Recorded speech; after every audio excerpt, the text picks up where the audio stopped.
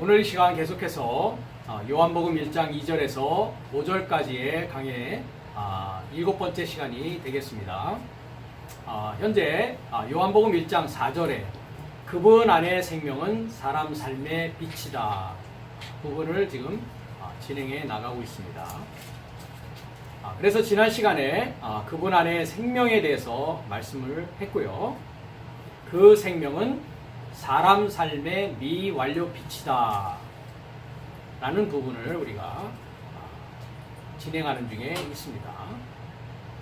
그래서 사람 삶이 무엇이냐, 그 사람 삶 안에 그 하나님의 생명은 미완료된 빛으로 존재하고 있다. 그러니까 미완료라고 했을 때는 반드시 무엇을 우리가 전제로 하고 있는 것입니까? 완료되어져야 된다는 것입니다. 그렇죠? 완료되어져야 됩니다. 그래서 이 빛이 완료되어지고 이 생명으로 사람 삶 안에서 완료되어져야 된다라는 얘기입니다. 그래서 저번 시간에 우리가 마가복음 7장 20절에서 23절에 사람에게서 나오는 것은 어떤 것이냐라는 것을 살펴보았고, 마태복음 12장 34절에서 37절에서는 예수님께서 그것에 대해서 독사 삶의 자식 삶이다 라고 말씀을 하십니다. 이것에 대해서 계시록 13장 16절에서 18절은 그 사람은 곧 어떤 사람이냐? 짐승과 같은 사람이다 라는 얘기를 계시록이 이야기하고 있습니다. 그래서 이 부분부터 우리가 살펴보면서 오늘 말씀을 시작하도록 하겠습니다. 그리고 그는 저의 삶의 오른편 삶의 손에 접하거나 저의 삶의 이마 삶에 접하여 모든 삶, 곧 작은 삶과 위대한 삶, 그리고 부한 삶과 가난한 삶, 그리고 자유로운 삶과 종삶, 저의 삶에게 표를 주려고 행한다. 그리고 누구나 그 표나 짐승의 이름이나 그의 이름의 수를 가지고 있는 자가 아니라면 사거나 팔기를 할 수 없게 하려 합니다. 여기에 지혜가 있다. 지능을 가지고 있는 자는 그 짐승의 수를 계산하라. 왜냐하면 그는 사람의 수이기 때문이니 그의 수는 666이니라 했습니다. 아마 여러분들이 그 과거의 그 신앙생활을 해나오는 과정에서 이 666에 대한 얘기를 많이 들으셨을 겁니다.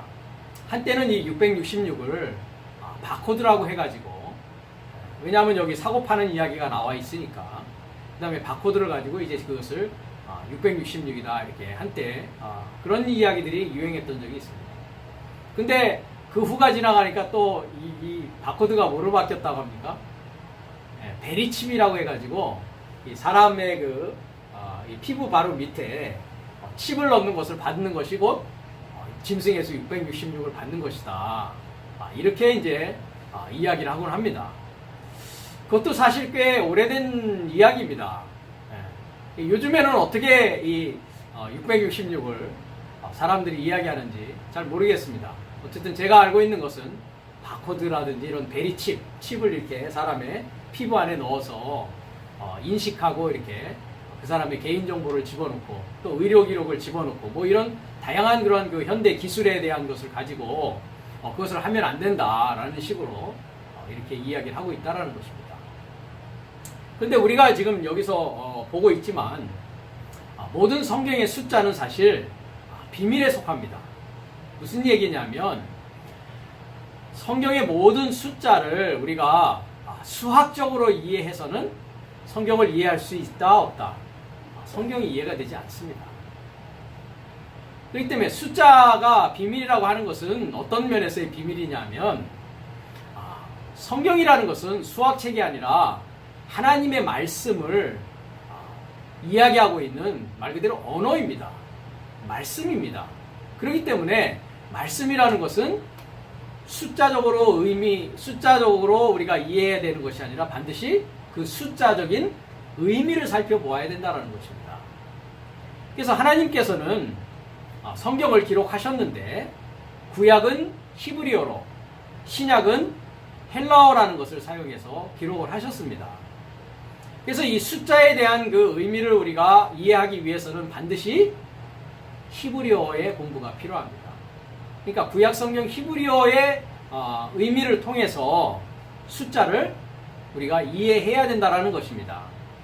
그래서 여기에 제가 이제 설교문에 썼듯이 600이다 했을 때 헬라어로는 엑사코시오이라고 합니다. 엑사코시오이. 네, 엑사코시오이. 그런데 이 히브리어를 제가 또 썼습니다. 그렇죠? 네. 6이라는 것은 쉬시라고 합니다. 쉬시. 그 다음에 100이라고 하는 것은 메오트라고 합니다. 메오트. 그래서 쉬시 메오트. 쉬시 메오트. 쉬시라고 하고 있는 이 6이라는 뜻은 표백하다, 기뻐하다라는 뜻을 가지고 있습니다. 표백하다, 기뻐하다. 그런데 우리가 3의 의미를 보면 3, 샬라시라고 합니다. 히브리어로 샬라시. 근데 6이라는 것은 쉬시인데 3이 되면은 이 중간에 뭐가 들어가냐면 라멧이라고 하는 알파벳이 들어갑니다. 라멧.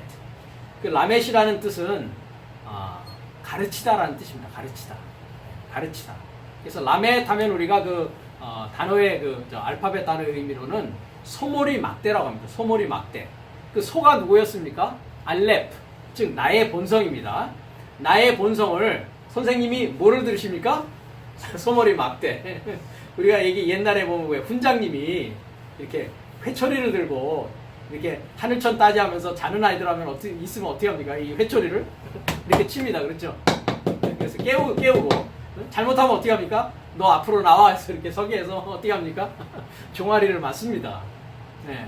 그러니까 3이라는 숫자는 가르친다라고 하는 샬라시에서 이 쉬시 중간에 라멧이 들어가 있습니다. 그러니까 이 쉰이라는 이 알파벳은 금방 쉬시 했는데 이것은 히브리어 알파벳의 의미는 이빨이라고 합니다. 이빨. 그러니까 윗이빨과 아래이빨 사이에 뭐가 들어있냐면 가르치다 하는 이 회초리가 들어가 있습니다. 3이라는 숫자는. 그러니까 뭘 가르치는 거냐면 입을 가르치는 상황. 입을 가르치는. 그러니까 말에 실수가 없는 자는 뭐라고 합니까? 우리가 온전한 자다, 완전한 자다라고 하는 것입니다. 왜? 우리가 전 구절에도 봤지만 사람의 입에서 나오는 것이 다 뭐라고요? 더러운 것이다, 깨끗한 것이다. 더러운 것이라는 것입니다. 그러니까 입을 가르쳐야 된다는 것이죠. 입을 가르친다는 건 뭡니까? 말을 가르친다는 것입니다. 그렇죠? 우리가 어린아이들도 이제 탄생하고 나면 엄마로부터 뭘 먼저 배웁니까? 엄마! 이런 거 하지 않습니까? 이게 말을 배우는 것입니다. 말을 가르치는 것입니다. 마찬가지로 우리가 하나님의 사람으로 성장하는 데 있어서도 입이 가르침을 받아야 됩니다. 그렇죠? 그 입의 가르침은 어디로부터 시작합니까? 귀로부터 시작합니다. 그죠? 그래서 믿음은 들음에서 난다. 들음은 하나님의 말씀인 흐레마로 말미암았느니라 라고 합니다.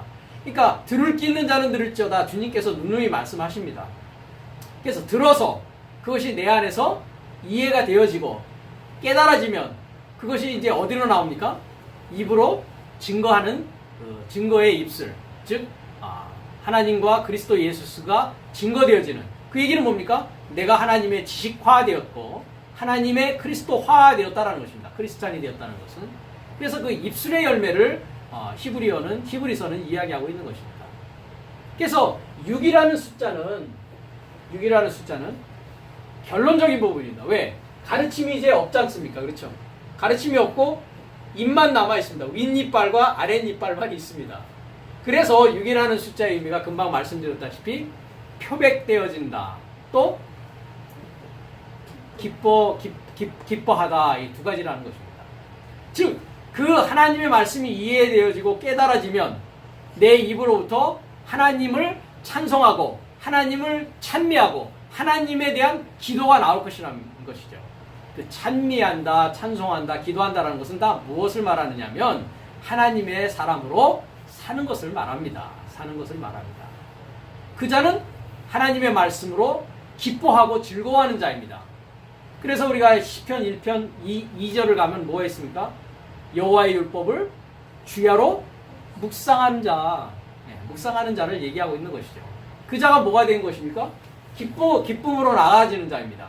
그런데 그 하나님의 말씀으로 살지 아니하고 하나님의 말씀화되지 않는 자는 어떻게 된다고요? 표백되어진다는 게 뭐 되어진다고요? 멸절되어진다라는 거죠. 멸절되어진다. 그러니까 이 멸절되어진다라는 것은 어떤 것이냐면 이런 의미로 여러분들이 보시면 됩니다. 로마서 12장을 가면 이런 말씀이 있습니다. 로마서 12장 20절부터 봅니다. 내 원수가 줄이거든 먹이고 목마르거든 마시우라. 네가 숯불을 그 머리에 쌓아 놓으리라 합니다. 즉 원수라는 것은 누구를 말합니까? 하나님을 아직 모르는 자들을 말합니다. 하나님을 모르는 자들이 이제 뭐 하라고요? 줄이거든 하나님의 말씀을 알고자 원하거든 뭐 하라고요? 먹여주라는 것입니다. 알게 하라는 것입니다. 그리고 목마르거든 하나님의 생수, 영원한 하나님의 말씀, 생수입니다. 그죠? 나를 믿는 자는 내 배에서 생수가 흘러나리라. 생수, 목마라 하거든 뭐 하라고요? 마실 수 있도록 말씀을 주라는 것입니다. 그 주는 것이 곧 어떤 것이다? 그 사람의 머리 위에 뭘 쌓아놓는 거라고요? 숯불 쌓아놓는 것입니다. 이 불이라는 것은 무엇입니까? 야고보서에 가니까 혀는 곧 불이요 했습니다. 불이라는 것은 말씀입니다. 그래서 여호와의 말씀은 불이라고 했습니다. 여호와는 소멸하는 불이시다라고 이야기하고 있는 것이죠. 그래서 말씀을 준다는 것은 곧 무엇을 주는 것입니까? 불을 주는 것입니다. 그러니까 그 숯불을 어디에 지금 쌓아 놓고 있는 상황입니까? 머리 위에 쌓아 놓고 있는 것입니다. 그러니까 여러분들이 설교자를 통해서 이렇게 지금 말씀을 듣고 계십니다. 그 상황은 어떤 상황입니까? 제가 여러분의 머리 위에 숯불을 쌓아놓고 있습니다. 그럼 이제 둘 중에 하나가 일어납니다. 그렇죠? 불이 되든지, 그러니까 숯불이 쌓아놓으면 나도 불과 하나가 되겠죠. 그렇죠? 그러니까 이런 것입니다. 예를 들자면 우리가 숯불이라, 숯을 보면 어떻게 합니까? 숯에 불을 이렇게, 화로에 불을 하면 숯이 빨갛게 달아오르지 않습니까? 그렇죠? 그러니까 계속 불로서 남아있든지, 아니면 어떻게 됩니까? 그 불이 꺼지면 어떻게 됩니까? 이 숯불이 이제 재로 변합니다.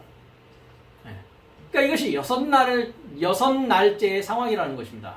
6이라는 것이 금방 보듯이 쉬쉬라는 것이죠. 쉬쉬. 그래서 말씀을 이해해서 깨달아서 말씀화되어진, 즉 마지막 아담이라고 했습니다. 그렇죠? 첫사람 아담이 둘째 아담인 크리스토스 예수를 통해서 십자가의 정과 욕심을 못 받고 이제 함께 부활해서 크리스토스 예수로 살아가는 그 자는 어떤 자가입니까? 불이 된 자입니다. 그래서 히브리어로서 남자를 이시라고 합니다. 이시라는 말이 불이라는 뜻입니다. 그러니까 남자가 되었다라는 것은 뭡니까? 자녀를 생산할 수 있는 자가 됐다라는 것입니다. 즉 하나님의 씨인 말씀을 뿌릴 수 있는 자가 되었다는 것입니다. 그것을 이제 마태복음 13장에서는 씨 뿌리는 비유에서 씨를 뿌리는 자는 인자요 좋은 씨는 천국의 아들들이다. 천국이라는 것이 하늘 삶의 아들들이다라는 것입니다. 그러니까 하늘 삶의 아들들이 씨로서 여러분들에게 뭐가 되는 겁니까? 땅에 심겨지게 되는 것입니다. 그 심겨짐에 따라서 네 가지로 드러났습니다. 어떻게 드러났습니까? 길가밭, 볼짝밭, 가시덤불밭, 옥토 이렇게 드러났다는 것입니다. 그러니까 천국의 아들 삶, 하늘 삶의 아들 삶의 입을 통해서 말씀이 증거되어질 때 숯불이 쌓아지는 것인데 금방 로마서 12장을 보면 그것이 멸절로 나가든지 아니면 기쁨으로 나가든지 둘 중에 하나가 된다는 것이죠. 그래서 우리가 마태복음을 보면 타작마당을 어떻게 한다고 합니까? 정하게 하사 이렇게 얘기합니다. 세례요한이 그죠? 그래서 어떻게 됩니까? 알곡은 곡간으로 그 다음에 겨는 모아서 불에 태우게 된다 이런 얘기를 하는 것입니다. 그 얘기를 하고 있다는 것입니다. 그러니까 여섯째 날이라는 것은 이와 같이 뭡니까? 말씀에 대한 이해를 우리가 말씀을 듣고 이해했을 때 여러분의 이제 결단이 필요하다는 것입니다. 말씀대로 살 것이냐? 아니면 말씀대로 살지 않음으로 말미암아 내가 겨가 될 것이냐? 알곡으로 남을 것이냐? 겨가 될 것이냐? 그래서 교회라는 곳은 어떤 곳이냐면 이와 같이 타작마당입니다. 타작마당. 그래서 이 사람의 수, 짐승의 수라는 것은 이 600이라고 한 것은 표백되어질 것이냐, 기쁜 자로 되어질 것이냐. 근데 짐승의 수를 받았다라는 것은 기뻐하는 자로 나가는 것입니까? 표백되어지는 자로 나가는 것입니까? 표백되어지는 자라는 것입니다. 표백되어지는 거죠. 이 600이라는 의미입니다. 그 다음에 60 했을 때, 100을 제가 얘기를 안 했네요. 100이라는 것은 메오트라고 하는데, 두 가지로 우리가 설명할 수 있습니다. 미라는 것은 히브리어에서 모못에서 나오다라는 뜻이고요. 전치사로. 오트라는 것은 징조입니다. 징조. 명사로 볼 땐 징조. 그래서 누가복음에 보면 누가 우리의 징조였습니까? 아기 예수가 우리의 징조입니다. 그러니까 아기 예수를 탄생하는 마리아의 입장에서 마리아가 뭐라고 했습니까? 반역하다, 모반하다, 반란하다라는 것입니다. 그러니까 나의 옛사상을 반역하고 반란해서 크리스토스 예수의 하늘의 사상, 하늘의 새로운 지식을 받아들이는 것이 뭐 하는 것이냐? 메오트하는 것입니다. 메오트하는 것입니다. 탄생하게 되는 것입니다. 탄생해서 그것을 이제 전체에서 나오는 것이다. 알렙에서 타부, 첫사람에서 마지막 사람의 그 과정에서 나오는 그 단계가 멸절로 나가느냐, 기뻐하는 자로 나가느냐 하는 것이 이제 600이라는 단어의 의미고요. 60이라는 단어는 엑세콘타라고 합니다. 헬라어를 엑세콘타. 그리고 이제 히브리어로는 쉬심이라고 합니다. 쉬심. 그래서 10이라고 되어 있지만 히브리어의 요드mem은 쉬심 할 때 요드mem은 복수입니다. 복수. 6의 복수가 뭐라고요? 60입니다. 히브리어에서는. 그래서 복수라는 것은 뭐라고 했습니까? 사역입니다. 사역. 그러니까 기쁨의 사역이냐, 멸절의 사역이냐, 기쁨의 삶이냐, 표백되는 삶이냐의 문제라는 것이죠. 그래서 전체에서 표적을 보고 나온 그 멸절 사역이 표백 사역으로 나간단 말이죠. 그것이 6이라고 하는 금방 6을 설명한 멸절하는 것입니다. 그러니까 멸절로 나가느냐, 기쁨으로 나가느냐. 그래서 666이라는 것은 뭡니까? 사람의 수요, 짐승의 수다. 그러니까 짐승 같은 사람으로 끝나느냐, 아니면 하나님 같은 사람으로 나가느냐의 문제를 얘기하고 있다는 것입니다. 그래서 666은 이와 같이 짐승의 수입니다. 즉 짐승의 사역으로 끝나는 것입니다. 짐승의 사역으로 끝나는 것입니다. 그럼 짐승의 사역, 짐승의 일이라는 것은 무엇입니까? 누가 짐승입니까? 우리가 창세기 3장에 보면 하나님이 지으신 들짐승 중에 뱀이 가자 간교하더라. 짐승은 사탄 같은 마귀의 삶을 사는 자를 말합니다. 하나님의 삶을 살지 않고 마귀의 삶을 사는 자입니다. 그러니까 우리의 인생은 이와 같이 두 가지로 나눠지는 것입니다. 즉 첫사람 아담이라는 것은 어떤 삶을 사는 자입니까? 짐승의 삶을 살 수밖에 없는 자입니다. 세상 지식으로 살 수밖에 없는 자입니다. 그 자가 크리스토스 예수스 하나님의 복음을 만나서 이제 하나님의 사람으로 탈바꿈 되어져야 되는데 그 탈바꿈 되어지는 그 분기점에서 무엇을 선택하는 것입니까? 다시 세상으로 돌아가는, 세상을 선택하는 것을 이야기하고 있는 것입니다. 그것을 666이라고 성경은 숫자로 표현하고 있는 것입니다. 그럼 하나님의 사람은 어떻게 표현되어 있습니까? 우리가 계시록에 보면 144천으로 표현이 되어 있습니다. 144천. 144천에 대해서는 나중에 또 이야기할 수 있는 기회가 있을 것입니다. 그래서 그 생명은 사람 삶의 빛이다. 미완료의 빛인데 이 빛이 내 안에서 충만해지지 않으면 어떤 자로 끝난다? 짐승 같은 사람으로 끝난다는 것입니다. 666 멸절되어지는 삶으로 끝난다는 것입니다. 표백되어지는 삶으로 끝난다는 것입니다. 우리에게는 이런 일이 있어서는 안 되겠습니다. 짐승의 숫자를 받는 것이 아니라 하나님의 수 144천 거룩한 하나님의 삶을 살아가는 자로 우리는 나아가야 된다는 것입니다. 그래서 성경은 이와 같이 어떤 사람이 될 것이냐의 문제를 이야기하고 있다는 것이죠. 우리 안에 무엇이 그리스도 예수스가 미완료인 빛, 미완료적인 생명으로 존재하고 있는데 그것이 우리 안에 충만해져 가야 된다는 것입니다. 로마서 5장 12절에서 19절을 보면 한 사람에 대해서 얘기합니다. 이 한 사람은 어떤 사람이냐? 한 날에 속한 한 사람을 얘기합니다. 한번 읽어보겠습니다. 이것을 통하여 한 사람의 통과로 죄가 세상 안으로 들어왔고 죄의 통과로 사망이니 또한 이와 같이 모든 사람 살만으로 사망이 통과해 갔느니라. 그 결과로 모든 삶이 죄를 지었다. 왜냐하면 죄는 율법에 있기까지 세상 안에 있더라. 그러나 율법에 있지 않을 때 죄가 계산되어지지 아니하느니라. 오히려 아담부터 모세까지 아담의 위반의 모양에 연결하여 죄를 짓지 아니한 삶 위에도 사망이 왕노릇하였으니 그 아담은 의도하는 자의 표본이다. 오히려 범죄와 같지 아니하고 또한 은사는 이와 같으니 왜냐하면 만약 한 사람의 타락으로 많은 삶이 죽었다면 더욱 많은 하나님의 은혜와 한 사람 크리스토스 예수스의 은혜 안에 있는 선물이 많은 사람 삶에 이르고자 넘쳤느니라. 자, 여기까지 한번 우리가 보겠습니다. 자, 여기서 한 사람의 통과로 했습니다. 이 한 사람이라고 했을 때 그 한 사람의 이름은 무엇이었습니까? 아담이었습니다. 아담. 자, 아담이라는 뜻을 알렙, 달렛, 맴이었습니다. 그렇죠? 아담이라는 그 의미를 기억하십니까? 아담. 알렙은 뭐였습니까? 본성이었습니다. 달렛은 길러내다. 그죠? 이렇게 물을 길러내는 겁니다. 길러내다. 그 다음 맴은 물입니다. 그죠? 그래서 물은 사상이라고 했습니다. 사상은 진리라고 했습니다. 그러니까 진리를 길어내는 자, 본성으로 길러내는 자를 아담이다 라고 했습니다. 그러니까 이 아담은 어떤 아담입니까? 첫사람 아담을 얘기하는 것입니다.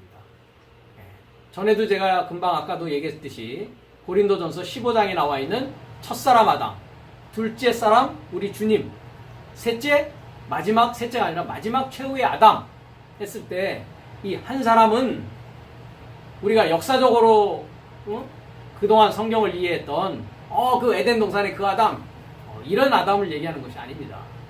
에덴 동산에 있던 아담이 곧 나를 얘기하는 것입니다. 나를 얘기하는 것입니다. 그러니까 이 한 사람이라고 하는 것은 한 날에 속한 한 사람입니다. 즉 창세기의 7날이 나의 구원의 성장 과정이라고 했을 때에 한 날부터 7날까지 우리가 나의 구원이 성장되어져 나갑니다. 그렇죠? 그러니까 지금 우리가 얘기하고 있는 미완료적인 생명이다, 또 미완료적인 빛이다 라는 것은 출발이 몇 날입니까? 한 날에서부터 출발하는 것입니다. 그러니까 이 한 사람은 곧 한 날에 속한 한 사람이요, 즉 첫사람 아담인 나의 모습을 말하고 있습니다. 그러니까 나 안에 뭐가 들어온다고요? 죄가 세상 안으로 들어왔다고요. 그러니까 내가 어떤 상황입니까? 세상이었단 말이죠. 세상. 그래서 우리가 마태복음 5장 14절을 가면 주님께서 제자들을 향해서 뭐라고 합니까? 너희는 세상의 빛이다 라고 얘기합니다. 세상의 빛이다. 그러니까 이 세상이라고 하는 코스모스는 남성 명사입니다. 남성 명사. 그러니까 나 자신이 세상이 되어 있는데 이 세상 안에 뭐가 들어와 있느냐? 죄가 들어와 있습니다. 죄가 들어와 있습니다. 그러니까 두 가지가 다 들어와 있는 것입니다. 죄가 들어와 있고 뭐가 들어와 있습니까? 빛이 들어와 있고 생명이 들어와 있는 것입니다. 그러니까 죄와 사망, 생명과 빛이 동시에 내 안에는 다 들어가 있습니다. 그래서 우리가 창세기 1장 1절을 봤을 때 뭐가 있었습니까? 첫 알렙 하샤마임, 즉 첫 하늘과 마지막 하늘, 그 다음에 첫 땅과 마지막 땅, 그것이 다 어디에? 베레시트라고 하는 나의 인친 머리 안에 있는 그 창조의 과정을 하나님께서 다 계획해 놓으셨다라고 창세기 1장 1절을 제가 이야기한 바 있습니다. 그러니까 나라고 하는 한 사람 안에는 이와 같이 죄도 있고 생명도 있고 어둠도 있고 빛도 있는 상황입니다. 그런데 죄와 어둠은 어떤 상황이었습니까? 우리가 창세기 1장 2절을 보면 완료 상황입니까? 미완료 상황입니까? 네, 어둠은 이미 완료되어 있는 상황입니다. 그래서 하나님께서 나를 빛이라 칭하시고 밤을 낮이라 칭하시고 그 부분이 있죠. 거기에 보면 완료와 미완료 상황이 있습니다. 한번 그 부분을 확인해 보겠습니다. 우리가 창세기 1장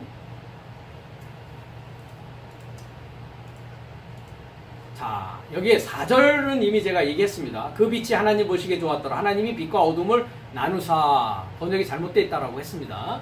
여기 뺀이라는 것이 여기는 해석이 안 되어 있습니다. 그렇죠?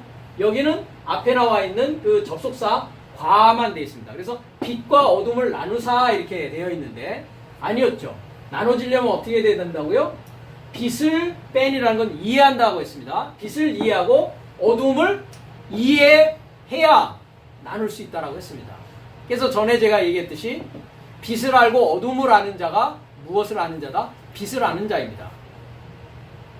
그러니까 참 하나님과 거짓 하나님을 아는 자가 참 하나님을 아는 자입니다. 그렇죠? 다른 예수와 예수를 둘 다 아는 자가 참 예수를 알고 있는 자입니다. 그래서 주님께서도 그런 말씀을 하시죠. 그리스도가 여기 있다 저기 있다 하여도 미혹당하지 말라라고 하는 것입니다. 다른 이가 내 이름으로 오면 너희는 영접할 것이다 이렇게 또 주님께서 말씀하신 바 있단 말이죠. 그래서 여기도 보면 빛이 어떤 빛입니까? 알렙 타브에서 앳 하오라니까 처음 빛에서 마지막 빛의 전체입니다. 그렇죠? 그것이 빛이 완전히 내 안에서 충만하게 되려면 하나님을 아는 지식이 완전히 충만하게 되려면 어떻게 된다는 겁니까? 빛을 이해하고 어둠을 이해할 수 있어야 된다는 것입니다. 자, 그 다음에 5절을 제가 말씀드리는 것인데요. 자, 여기 5절을 보면 바이크라 엘로힘 레오르욤 했습니다. 레오르욤. 자, 바이크라 했을 때 칼동사 미완료를 쓰고 있습니다. 이 카라라는 말은 칭한다라고 번역이 되어 있는데 초청한다라는 뜻입니다. 그래서 미완료라는 것은 이제 뭡니까? 완료된 상태가 아니까 이제 시작되어지는 상황을 말하고 있습니다. 그러니까 그가 전능자를 소망하는 사역, 즉 엘로힘으로 뭐를요? 낫입니다. 낫을 초청하기 시작한다. 근데 낫을 초청하는 이유가 레오를 했습니다. 레라는 것은 라멧 전치사로 쓰일 때는 무엇을 위하여입니다. 근데 D가 있는 거는 관사입니다. 그러니까 오르니까 그 빛을 위하여 뭐를 초청한다고요? 낫을 초청하기 시작한다. 그러니까 이 낮이 몇 번 반복됩니까? 저녁이 되고 아침이 되니 한날이다. 저녁이 되고 아침이 되니 둘째 날이다. 저녁이 되고 아침이 되니 셋째 날이다. 날 일곱째 날까지 계속 날이 초청되는데 그 날이 초청되는 이유가 뭐 때문에요? 빛을 위해서. 빛이 내 안에서 날이 초청된다는 건 점점 어떻게 되는 겁니까? 충만해져 가는 것입니다. 그리스도 예수를 아는 지식이 점점 충만해져 가는 것이란 말이죠. 그래서 우리가 데살로니가 5장 3절에 가면 너희는 낮의 아들들이요 빛의 아들들이다 라고 하는 겁니다. 날이 되어지고 빛이 되어지는 것입니다. 그 자가 하나님의 아들이라는 것입니다. 그 자를 하나님의 자녀라고 하는 것입니다. 그러니까 빛을 위하여 낫을 모았다고요? 초청하기 시작합니다. 아직 미완료입니다. 왜? 얼마만큼 가야 되니까요? 일곱째 날까지 계속 성장해 나가야 되니까요. 그런데 자 여기 보십시오. 카라 있습니다. 자, 7121번 7121번 뭐가 다릅니까? 요거는 미완료고 요거는 뭡니까? 완료입니다. 뭐가 완료되어 있느냐? 라일라 있습니다. 라일라라는 것은 밤입니다. 밤. 그래서 밤을 위하여 밤은 뭐예요? 완료됐으니까 밤은 초청 완료되어 있습니다. 밤은 이미 우리 안에 초청이 끝나 있단 말이죠. 완료되어 있단 말이죠. 뭘 위하여요? 라 호셰크. 자, 라라는 거 금방 라멘 뭐라고 했습니까? 무엇을 위하여 했습니다. 그죠? 그 어두움을 위하여는 밤은 이미 완료되어서 초청되어 있다란 말입니다. 그러니까 한 사람 안에 어두움, 밤, 죄, 사망 이 모든 부분들은 이미 어떤 상황입니까? 완료돼서 내 안에 존재하고 있다는 것입니다. 그렇지만 하나님, 생명, 빛은 미완료적인 상태로 이제 내 안에서 어떻게 돼야 됩니까? 어두움을 인식하고 빛을 인식함으로 인해서 이제 어두움은 점점 내 안에서 사라지고 빛은 점점 내 안에서 성장해서 나가야 된다는 것입니다. 이 얘기를 창세기 1장 5절이 되어 있습니다. 이야기하고 있는데 어떻게 해석했습니까? 빛을 낮이라 칭하시고 어둠을 밤이라 칭하시니라. 칭하시니라. 완료와 미완료입니다. 칭하는 게 아니라 초청한다라고 되어 있고 또 레라고 하고 있는 전치사가 전혀 해석되어지지 않았습니다. 다시 한번 해석하겠습니다. 그리고 그가 전능자를 소망하는 사역으로 빛을 위하여 낫을 초청하기 시작하고, 그리고 그가 어두움을 위하여 밤은 이미 초청되어 있었다. 이렇게 해석을 해야 올바른 해석이 됩니다.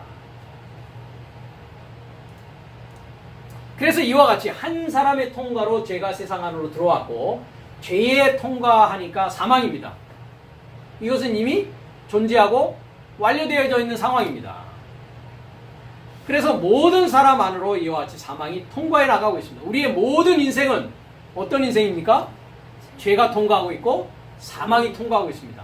밤이 통과하고 있고 어둠이 통과하고 있는 과정입니다. 이건 이미 완료되어서 통과되어져 있는 상황입니다. 그런데 죄는 율법에 있기까지 세상 안에 있었는데, 율법에 있지 않을 때는 죄가 계산되지 않았다. 이렇게 얘기합니다. 자, 로마서 5장은 이렇게 얘기를 하고 있는데, 로마서 7장은 여기에 대해서 더 자세히 얘기하고 있습니다. 한번 로마서 7장을 이것과 비교해서 우리가 보도록 하겠습니다.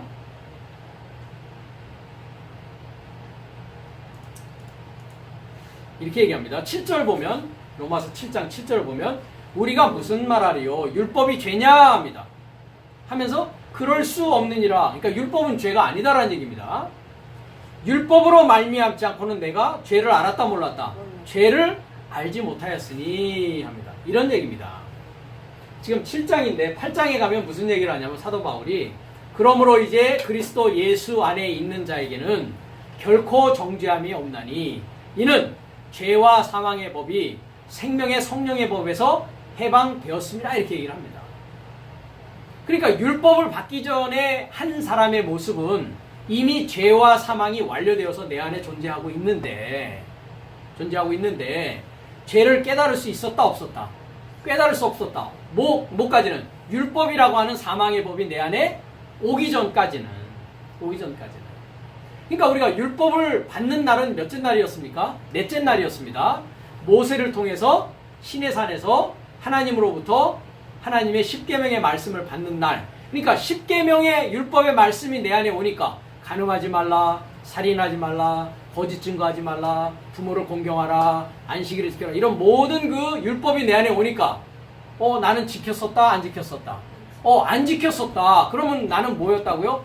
나는 죄인이었네. 근데 그 말씀을 내가 받기 전에는 죄인임을 몰랐었다. 그렇다고 그것이 내 안에 존재하지 않았던 것이냐? 이미 존재는 하고 있었는데 내가 그것을 알 수가 없었다라는 것입니다. 그래서 이와 같이 율법이 탐내지 말라 하지 아니하였다면 내가 탐심을 알지 못하였다. 왜? 전에 자연인으로 살았을 때, 죄의 법 아래 있을 때는 내가 탐욕내고 탐심내는 것은 당연한 것인 줄 알았어요. 그 죄라는 것을 몰랐어. 근데 율법에서는 탐하지 말라 하니까 탐하고 있네. 내가 지금 보니까 나는 죄인일 수밖에 없네. 그래서 이 율법이라는 것은 나를 죽이는 사망의 법이라는 것입니다. 사망, 죄인 되게 만드는 것이라는 것이죠. 전에도 죄인이었지만 이제 내가 죄인임을 확실히 알게 된다는 것입니다. 그래서 8절에 보면, 그러나 죄가 기회를 타서 계명으로 말미암아 내 속에서 각양 탐심을 이루었나니 이는 법이 없으면 죄가 죽은 것입니다. 그러니까 내 안에 어떤 상태입니까? 이넥티브 상태로 있는 것이죠. 아직 활동이 딱 드러나지 않는 것입니다. 그렇죠? 예. 그러니까 이런 것입니다. 우리 안에 많은 암세포들이 있다고 합니다. 그렇죠? 그런데 왜 암이 드러나지 않습니까? 내 면역세포가 그 암세포들을 어떻게 합니까? 다 이렇게 잡아먹습니다. 그렇죠? 그러니까 암세포가 활동하지 못하게 내 면역세포들이 다 잡아먹는 것이죠. 그죠? 근데 내 면역력이 약해지면 어떻게 됩니까? 암세포가 힘이 세지니까 드러난다는 거죠. 그런 식으로 생각하시면 됩니다. 전에 법을 깨닫지 못할 때는 내가 살았는데 계명이 이름에 나는 죽는 자로 판명이 됐단 말이죠. 생명에 이르게 할 그 계명이 내게 대하여 도리어 사망에 이르게 하는 것이 되었다. 그러니까 율법이라는 것은 나를 사망에 이르고 정죄하는 법이라는 것입니다. 그래서 죄가 기회를 타서 계명으로 말미암아 나를 속이고 그것으로 나를 죽였는지라. 이로 보건대 율법도 거룩하며 계명도 거룩하며 의로우며 선하도다 합니다. 왜? 나로 하여금 죄를 알게 해준 하나님의 말씀은 거룩한 말씀이요, 선한 말씀이요, 의로운 말씀이라는 것입니다. 그래서 율법이 있지 않을 때는 죄가 계산되지 않았어요. 죄가 드러나지가 않았단 말이죠. 네. 그래서 아담부터 모세까지 아담의 위반의 모양에 연결하여 죄를 짓지 아니한 삶 위에도, 그러니까 아담부터 모세까지는 사망의 법은 오지 않고 아직 죄의 법만 있는 상황입니다. 자연인의 상황이란 말이죠. 그죠? 그런 삶 위에도 사망은 어떤 상황이라고요? 왕노릇하고 있는 상황입니다. 내가 인식을 하지 못하고 있는 상황이었다는 것이죠. 그래서 그라는 것은 아담입니다. 즉 나는 의도하는 자의 표본이다라고 하고 있습니다. 자, 여기서 우리가 15절을 한번 보겠습니다. 번역이 틀린 것을 여러분이 아마 느끼셨을 겁니다.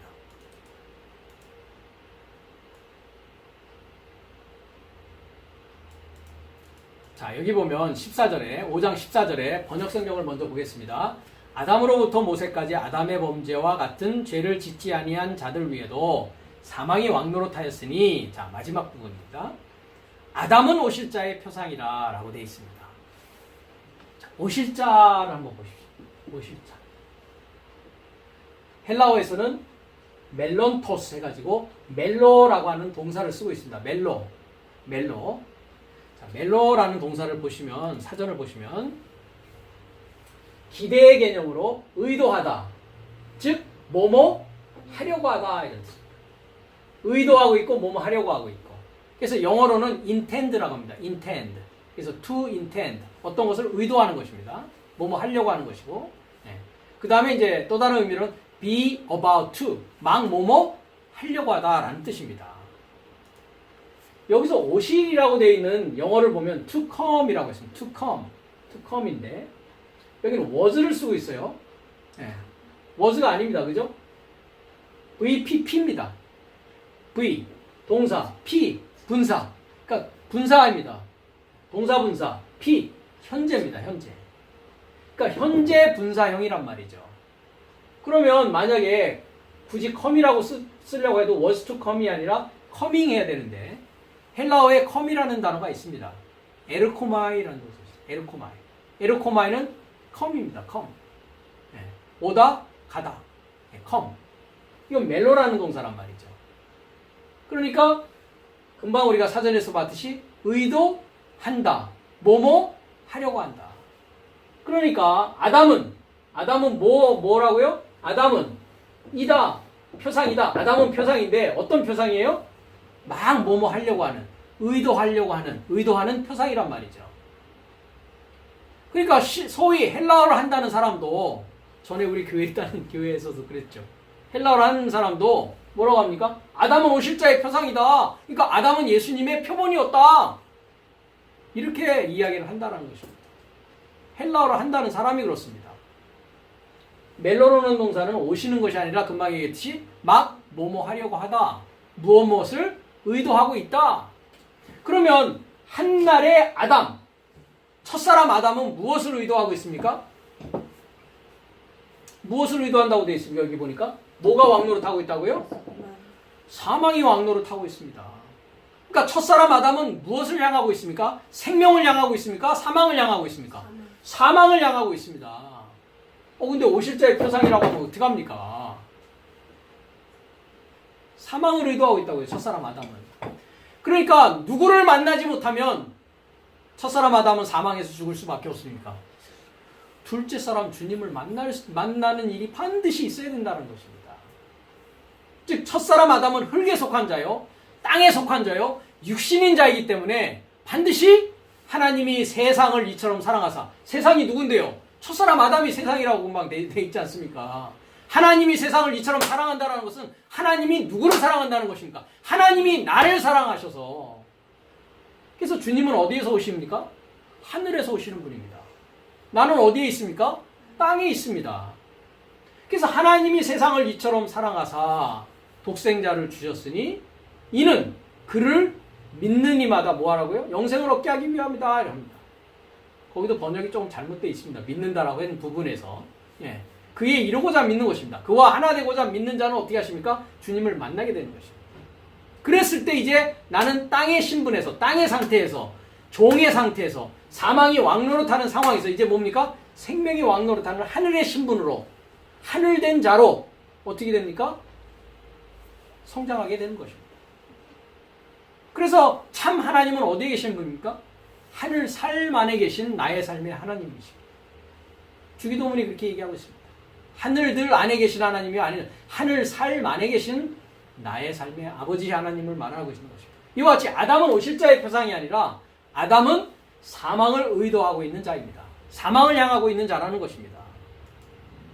그러니까 굉장히 중요한 부분을 성경은, 번역 성경은 놓치고 있습니다.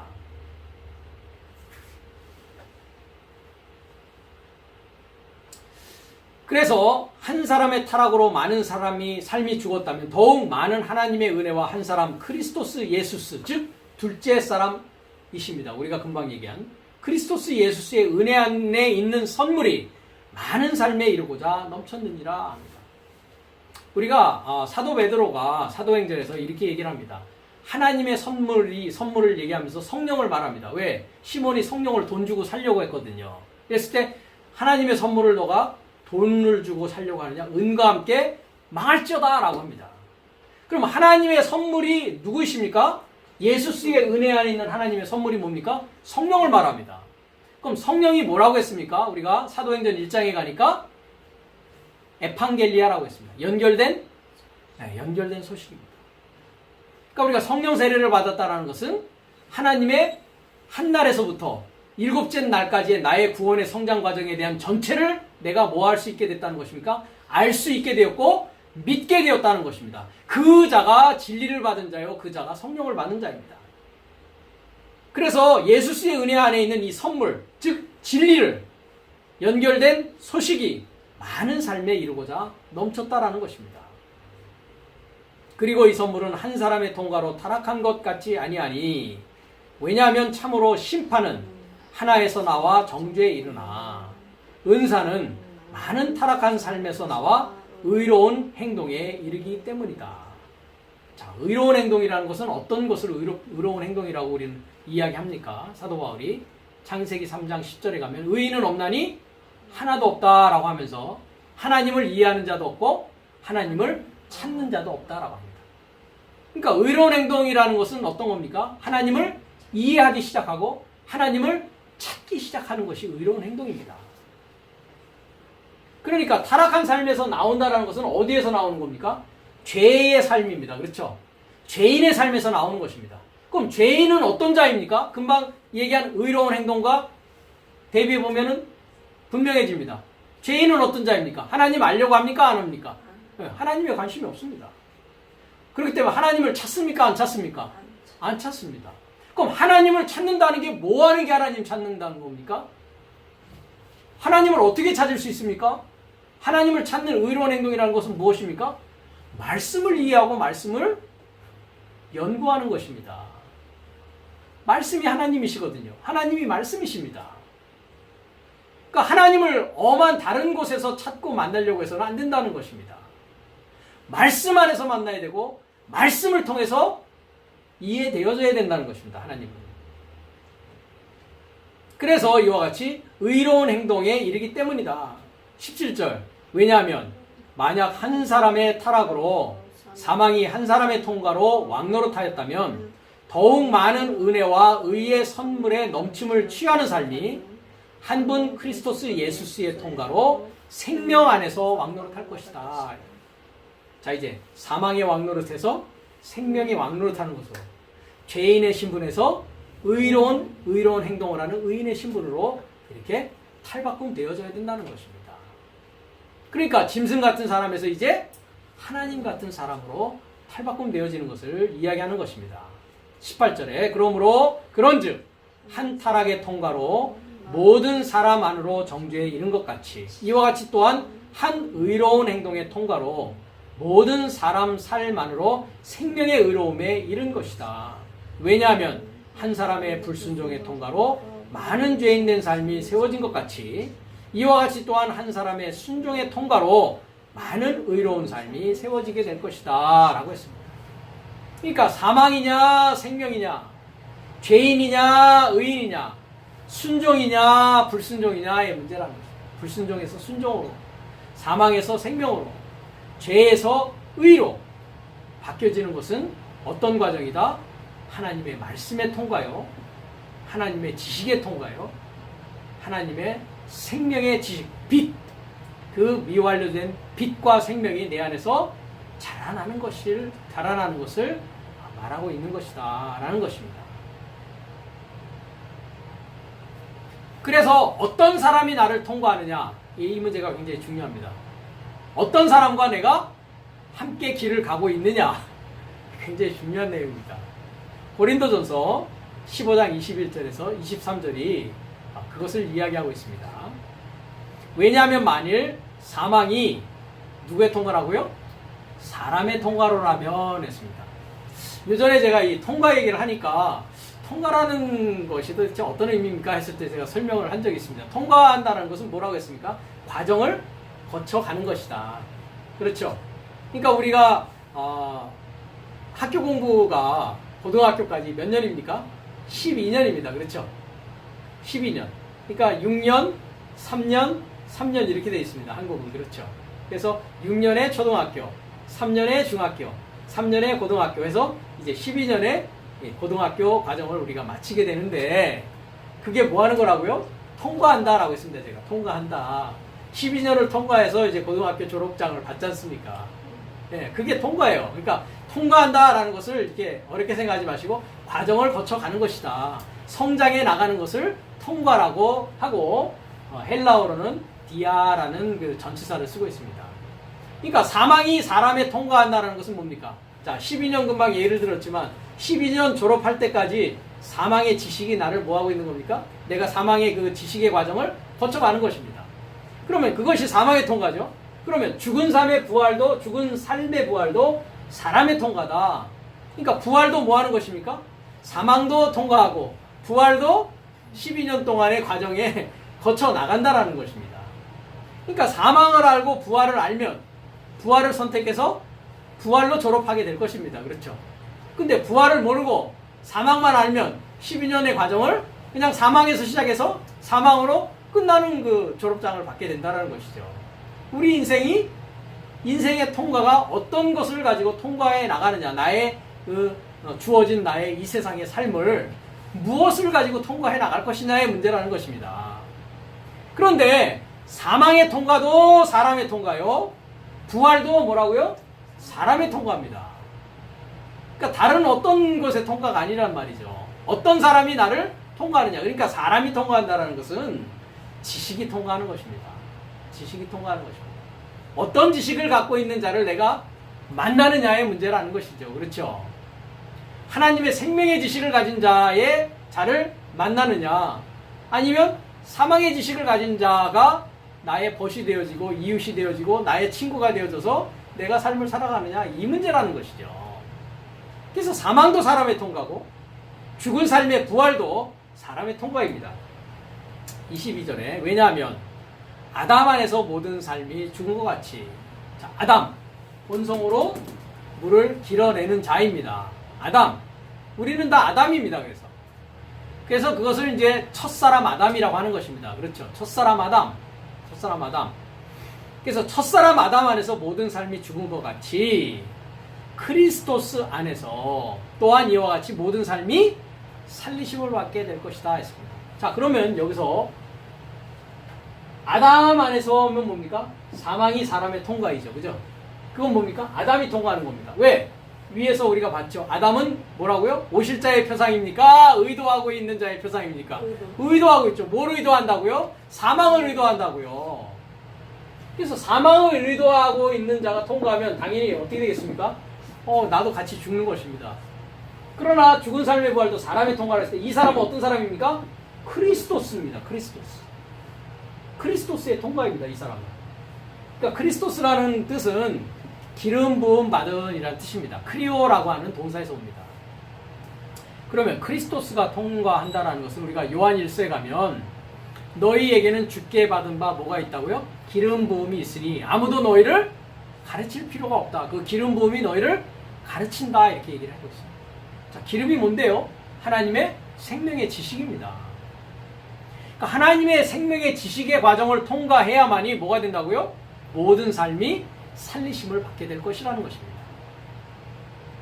23절입니다. 그리고 각자가 자기 자신의 순서 안에서니 합니다. 그러니까 각각 뭐가 있다는 겁니까? 때가 있다는 거예요. 때가. 이 때에 대해서는 갈라디아서 4장이 아주 잘 얘기하고 있습니다. 한번 그곳을 가보겠습니다. 갈라디아서 4장입니다.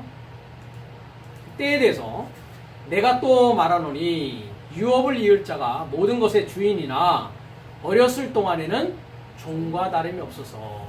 자, 아들이 유업을 이을 자인데 어렸을 때는 뭐가 다름이 없다고요? 종과 다름이 없다고. 종. 그럼 여기에서 종은 어떤 종이겠습니까? 사망의 종을 말하는 것입니다. 첫사람 아담의 모습입니다. 사망이 왕노릇하고 있는 자, 그 자가 뭐라고요? 죄의 종입니다. 죄의 종. 죄 밑에서 뭐하고 있습니까? 종노릇하고 있다고요. 2절입니다. 그 아버지의 정한 때까지. 자, 아버지가 정한 때가 있습니다. 그렇죠? 후견인과 청지기 아래에 있나니 이와 같이 우리도 어렸을 때에 이 세상 초등학문 아래에 있어서. 그러니까 초등학교가 6학년인데 6학년 졸업했다고 그냥 땡땡이 치고 놀면 안 된다는 겁니다. 그렇죠? 중학교도 가야죠. 고등학교도 가야죠. 그죠? 그게 의무교육이지 않습니까? 12년의 의무교육. 의무교육은 마쳐야 된단 말이죠. 네. 그러니까 어렸을 때는 초등학문에 있습니다. 그죠? 그렇지만 중학교 가고 고등학교 가고 점점 어떤 겁니까? 고등학문을 배워 나가야 된다는 것이죠. 그래서 초등학문 아래 있더니 초등학문 아래 있어서 종노릇하였더니 합니다. 그럼 초등학문은 누가 가리킵니까? 예, 후견인과 청지기 아래 있는 상황에서 후견인과 청지기가 가리키는데 이 후견인과 청지기는 어떤 지식을 주는 자입니까? 사망의 지식을 주는 자입니다. 그래서 그렇습니다. 그래서 우리가 베드로서에 가면은 이 초등학문이 어떻게 됩니까? 불타게 되는 일이 일어나게 됩니다. 스토이케이라고 하는데, 자, 때가 참에 하나님이 그 아들을 보내사, 자, 이렇게 때가 차야 됩니다. 그렇죠? 위에도 아버지의 정한 때라고 되어 있고 2절에 4절에 때가 참에 하나님이 그 아들을 보내사 여자에게 나게 하시고 율법 아래 나게 하신 것은, 자, 그럼 아들을 어디에게 보낸다고요? 여자에게 보낸다고요. 여자한테. 그러니까 내가 어떤 자가 되어 있어야 됩니까? 정결한 처녀가 되어져 있어야 됩니다. 그래서 야고보서 4장에서는 뭐라고 되어 있습니까? 가늠하는 여자들이요, 세상과 벗 때문에 하나님의 원수가 되는 것을 알지 못하느냐 한단 말이죠. 그러니까 가늠한 여인에서 이제 정결한 처녀가 되어져야 그 정결한 처녀 안에서 누가 납니까? 그리스도 예수라고 하는 아들이 난단 말이죠.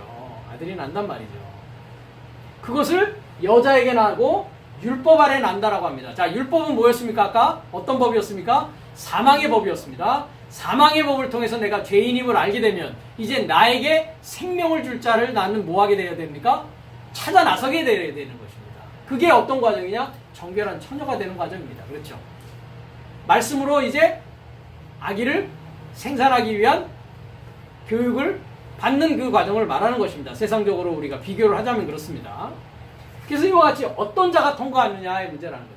근데 그것이 이루어지는 것이 각각 자신의 순서라는 것은 아버지의 정한 때가 다 다릅니다. 어떤 사람은 늦게 알 수도 있고 어떤 사람은 일찍 알 수도 있습니다. 그러나 늦게 알았다고 후회할 필요도 없고 일찍 알았다고 좋아할 필요도 없습니다. 아버지의 정한 때에 따라서 우리는 찾고 구했기 때문에 만나게 해주시고 내 안에서 그리스도 예수가 탄생하게 해주신다는 것입니다. 그래서 각자가 자기 자신의 순서 안에서니 첫 열매인 크리스토스요. 먼저 첫 열매 크리스토스가 계시고 그 다음에 연결하여, 자, 에페이타란 그 첫 열매와 연결하여서 그의 임재 안에서 크리스토스의 소유된 삶이다 되어 있습니다. 자, 여기도 번역이 잘못되어 있는데 고린도전서 15장 23절 번역 성경을 보겠습니다. 고린도전서 15장 23절 그러나 각각 자기 차례대로 되리니 먼저는 첫 열매인 그리스도요. 다음에는 그랬습니다. 다음이 아니라 거기에 연결되어져서 첫 열매가 반드시 뭐 해야 된다고요? 연결되어져야 됩니다. 크리스토스 예수를 만나야 됩니다. 연결되어져야 됩니다. 크리스토스 뭐라고 되어 있습니까? 강림이라고 되어 있습니다. 강림. 자, 영어는 뭐라고 되어 있습니까? 여기? coming이라고 되어 있습니다. 아까 was to come 어떤 단어 했습니까? 멜로 동사 기억하십니까? 멜로도 come이라고 됐죠. 여기는 또 파루시아를 또 뭐라고 되어 있습니까? coming이라고 되어 있습니다. 근데 come은 뭐라고요? 에르코마이라고 하는 헬라어 동사가 있습니다. 그러니까 한글은 그리스도 강림이라고 되어 있고 영어는 그리스도 coming, 그리스도 오심이라고 되어 있습니다. 그러니까 오는 거니까 강림한다 이렇게 해석을 하는 겁니다. 그런데 파루시아라는 단어는 제가 여기도 되어 있습니다만은 파루시아라는 단어는 파라와 에이미의 합성 단어입니다. 파라라는 것은 곁에, 옆에라는 뜻이고요. 에임이라는 것은 존재하다, 있다라는 뜻입니다. 그러니까 내 곁에 존재하게 되는 것입니다. 내 안에, 내 곁에, 나 바로 옆에 있게 되는 것입니다. 그거를 우리는 임재라고 합니다. 임재. 내 옆에 지금 와 계십니다. 그러니까 구체적으로 내 옆에 와 계신다는 것은 우리가 지금 금방 얘기했듯이 내 안에 미완료로 항상 있었습니다. 떠나지 않았습니다. 그렇죠? 항상 옆에 와 있습니다. 곁에 와 있습니다. 예. 그런데 우리가 그것을 인지하지 못했기 때문입니다. 인지하게 되면 어떻게 됩니까? 이제 그의 임재에 소유된 삶으로 계속 성장해 나가고 진행되어서 나갈 것이라는 겁니다. 이제 뭐가 바뀌는 상황입니까? 사망에서 부활로, 사망에서 생명으로 바뀌는 일이 일어나게 된다는 것입니다. 그것이 어떤 사람과 내가 함께 하느냐, 무엇이 통과하느냐, 어떤 지식과 내가 함께 하느냐. 그러니까 사람과 함께 한다는 것은 지식과 함께 하는 것입니다. 어떤 생각과 어떤 사상이 나와 함께 하느냐의 문제라는 것입니다. 그러나 첫사람은 사망이 통과하는 상황이었고 이제 크리스토스 예수스가 나를 통과했을 때 내가 그 첫 열매에 연결되어져서 생명을 갖는 자로 될 것이라는 것입니다. 그것에 대해서 디모데전서 2장 4절에서 5절은 사람의 중보가 크리스토스 예수이심을 얘기하고 있습니다. 읽어보겠습니다. 하나님은 모든 사람 삶이 구원받고 진리에 연결된 지식에 이르고자 오기를 원하신다. 왜냐하면 하나님은 한 분이시요 하나님과 사람 삶의 중보자도 한 분이시니 곧 사람이신 크리스토스 예수시라 했습니다. 하나님과 사람 삶의 중보자가 한 분이 계시는데 그분은 곧 사람이신 크리스토스 예수시십니다. 크리스토스 예수스는 사람이십니다. 그렇죠? 그 주님이 이런 말씀을 하십니다. 적그리스도 요한 1세 가면 육체 안에 오신 것을 부인하는 자가 적그리스도라고 되어 있습니다. 그죠? 네. 그러니까 크리스토스 예수스가 어디에 오신다고요? 내 육체 안에 오신다고요. 그 육체로라고 되어 있습니다. 거기는. 그렇죠? 요한일서 4장 이야기를 제가 지금 하고 있습니다. 육체로 오시는 게 아니라 어디로 오신다고요? 육체 안에 오시는 것을 부인하는 자가 뭐라고요? 적그리스도의 영을 가진 자라고요. 그럼 여러분은 지금까지 예수님이 육체로 오신 것으로 밖에는 알지 못했습니다. 왜 그렇습니까? 번역 성경이 그렇게 쓰여져 있거든요. 그런데 원어 성경을 보니까 N이라는 전치사가 되어 있습니다. 육체 안에 오셨습니다. 그럼 누가 육체입니까? 내가 육체입니다. 첫사람 아담은 뭔지요? 첫사람 아담은 육체입니다. 그렇죠? 마지막 아담은 뭐가 되었다고 합니까? 살려주는 영이 되었다고 합니다. 그러니까 마지막 아담은 더 이상 육체가 아닙니다. 그렇죠? 그러니까 이제 내가 사는 것은 갈라디아서 2장 20절에 사도 바울이 내가 사는 것은 내가 사는 게 아니죠. 내 안에 누가 살아간다고요? 크리스토스 예수가 내 안에 살아가는 자예요. 그 사람이 곧 누굽니까? 중보자이시라는 겁니다. 그러니까 크리스토스와 하나 되신, 즉 그리스도 자신이 중보이신데 그리스도와 하나 된 자 역시도 뭡니까? 중보자입니다. 그렇죠? 어디에 있습니까? 고린도후서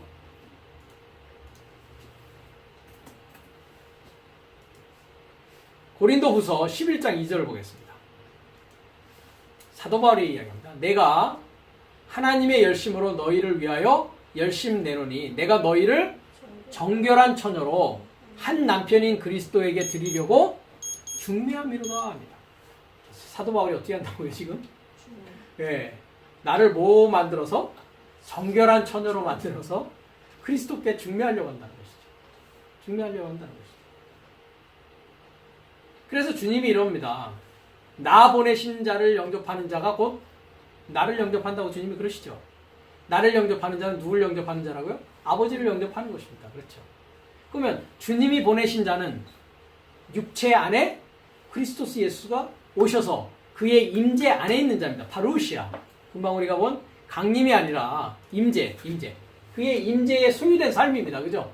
그러니까 그의 임재에 소유된 삶은 어떤 삶을 살겠습니까? 사람 삶의 중보자의 삶을 산단 말이죠. 그러니까 어떤 사람을 만나느냐라는 얘기를 제가 그래서 드리는 겁니다. 구원할 수 있는 구원의 생명의 지식을 받은 자를 만나서 듣고 믿고 그와 하나 되어짐으로 말미암아 그리스도 예수와 하나 되어질 수 있단 말이죠. 그의 임재 가운데 있는 것입니다.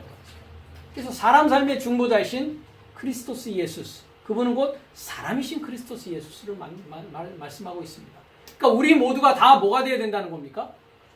그리스도스 예수화 되어져야 된다는 것은 그분과 하나 되어진다는 것을 말합니다. 그분과 하나 되어진다는 것을 말합니다. 그러니까 우리의 믿음의 결론, 믿음의 목표는 어디 안에 있는 것입니까? 그리스도스 예수 안에 있는 것입니다. 우리의 믿음의 목표는 그리스도스 예수와 하나 되고자 하는 것에 있는 것입니다. 이같이 하나님과 하나 되고자 하는 것에 있는 것입니다.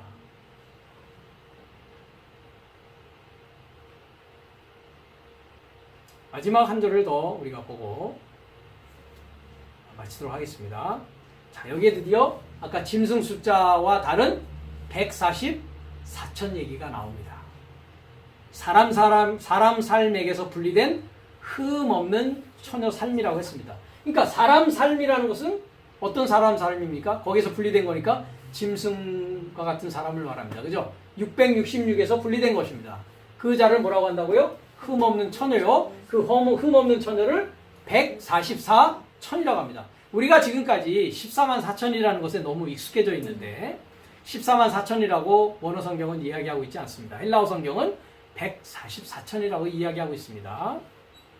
그래서 금방 우리가 고린도후서 11장에 사도 바울이 내가 너희를 정결한 처녀로 한 남편인 그리스도에게로 중매하고자 한다라고 하는 것이 뭡니까? 사람 삶에게서 분리된 흠 없는 처녀를 말하고 있습니다. 여기서. 자, 계시록 14장 1절에서 5절을 보겠습니다. 그리고 나는 알아보았다.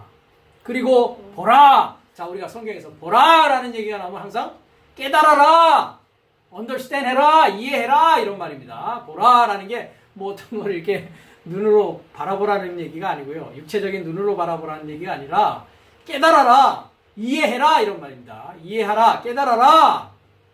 희생양이 시온산을 접하여 섰고, 자, 시온산은 어떤 산입니까? 메마른 산이요, 편말입니다. 그 목표입니다. 그렇죠? 그에게서 결합하여 144천 삶이 저의 삶의 이마 삶에 접하여 기록되어진 그의 아버지의 이름을 갖는다 했습니다. 자, 아까는 짐승의 이름이죠. 그죠? 이제 여기는 어디 뭡니까? 이마 삶에 아버지의 이름을 갖습니다. 아버지의 이름, 그의 이름. 근데 그것이 뭐라고요? 144천이라고 했는데, 자, 100. 아까 600 할 때도 그 100이 나왔습니다. 그죠? 100이라는 건 뭐라고요? 전체에서 나오는 것이고, 전체라는 것은 또 표적에서 나오는 것이다. 징조에서 나오는 것이다 했고요. 100. 자, 40 하면은요. 4라는 것은 묶이다라는 뜻입니다. 묶이다. 전에는 우리가 어디에 묶여 있었습니까? 죄에 묶여 있습니다. 그렇죠? 이제는 우리가 누구에 묶여 있는 겁니까? 생명이신 그리스도에게 묶여 있는 상황이 되는 것입니다. 그렇죠? 그래서 40이라는 것은 묶인 사역입니다. 묶인 사역. 그러니까 본성을 가진 아담의 입장에서 이제 그리스도스 예수를 만남으로 말미암아 그리스도 예수의 묶인 사역이에요. 그죠? 그것이 뭡니까? 4. 10이라는 것은 사역이고 삶이고 4니까 묶인 것입니다. 그렇죠? 그러니까 천은 뭐예요? 천, 알레프. 알레프가 뭡니까? 본성의 삶입니다. 나의 본성의 삶. 그러니까 나의 본성의 삶이 어떻게 됩니까?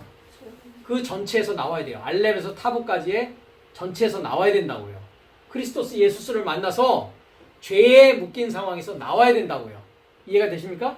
그러니까 본성에 묶인 사역이 나오는 삶, 나와서 그리스도 예수스와 하나 된 그 상황을 뭐라고 한다?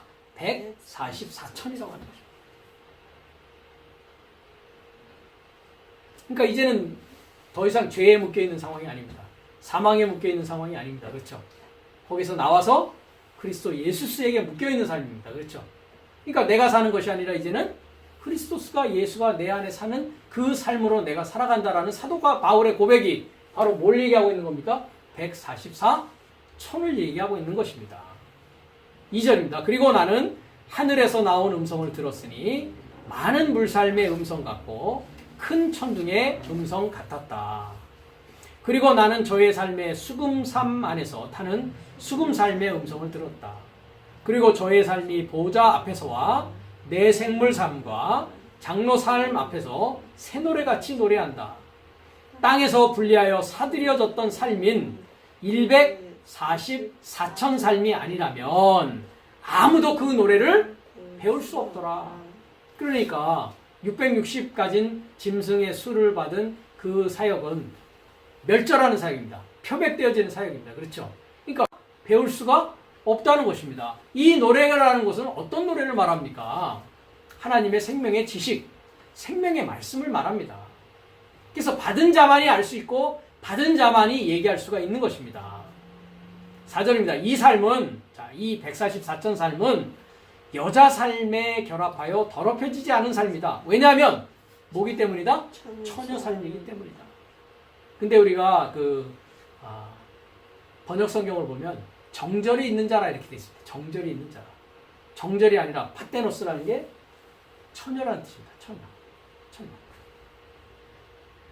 이 삶은 그가 어디로 물러가든지 희생양으로 동행하는 삶이다. 왜 그렇습니까? 희생양과 함께 묶여져 있지 않습니까? 하나 돼 있지 않습니까? 당연하죠. 그러니까 동행하겠죠. 이 삶은 사람 삶에게서 분리하여 사들여졌으니 하나님과 희생양에게 첫 열매라 했습니다. 그리고 저의 삶의 입안에서 속임수가 발견되지 않았다. 왜냐하면 저의 삶은 하나님의 보좌 앞에서 흠없는 삶이기 때문이다. 그러니까 이제는 더 이상 사람 삶이 아니요 짐승의 삶이 아니요 하나님의 자녀 삶이요 하나님의 삶이 되어진 자, 즉 그리스도 예수와 하나 되어진 자의 삶을 144천, 정결한 처녀의 삶, 이것을 이제 우리가 계시록 21장에 가면 어떻게 되어져 있습니까? 새하늘과 새 땅이라고 되어져 있고 거룩한 성이라고 나오고 있고 새 예루살렘 성이 되어졌다. 거기 21장에서는 계시록 21장은 그렇게 이야기하는 것입니다. 그것을 숫자로 이야기한다면 무엇이다? 144천이 되어진 것을 말한다. 그러니까 666에서 나와서 144천이 되어진 것이다 라는 것입니다. 이 자가 어떤 자입니까? 이제 미완료적인 생명이 완전한 하나님의 빛이 되어진 너희는 세상의 빛이다 라고 하고 있는 그 상태가 되어진 자들을 말하고 있는 것입니다. 다음 시간에는 요한복음 1장 5절에 어두움은 빛을 붙잡지 못하였다 라는 부분을 우리가 살펴보도록 하겠습니다.